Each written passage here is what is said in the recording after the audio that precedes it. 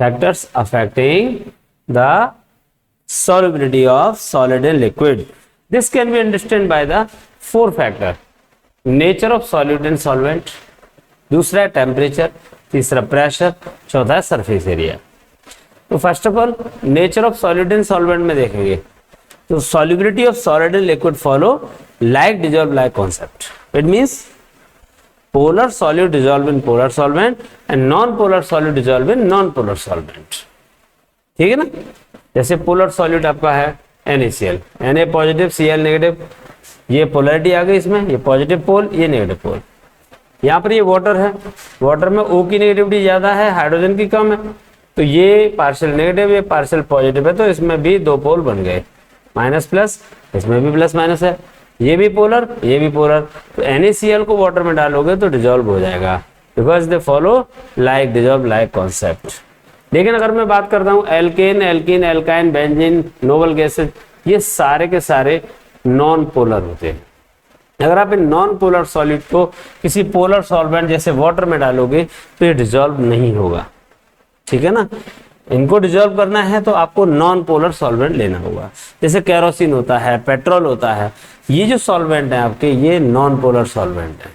तो ये इनमें से किसी को भी अगर आप नॉन पोलर सॉल्वेंट में डिजोल्व करोगे इजीली डिजोल्व हो जाएगा, ये पोलर में डिजोल्व होंगे। It means like dissolve like concept को फॉलो किया जाता है। Polar solute dissolve in polar solvent, non polar solute dissolve in non polar solvent. Clear है? ठीक। दूसरा इसके अलावा जब पोलर में पोलर आपने सिलेक्ट कर लिया तो उसके बाद 2 चीजें और देखनी पड़ेंगी आपको, lattice enthalpy and solvation enthalpy. अगर लैटिस एंथैल्पी ज्यादा है, मान लीजिए लैटिस एंथैल्पी आपकी है 100 जूल और सॉल्वेशन एंथैल्पी है 50 जूल।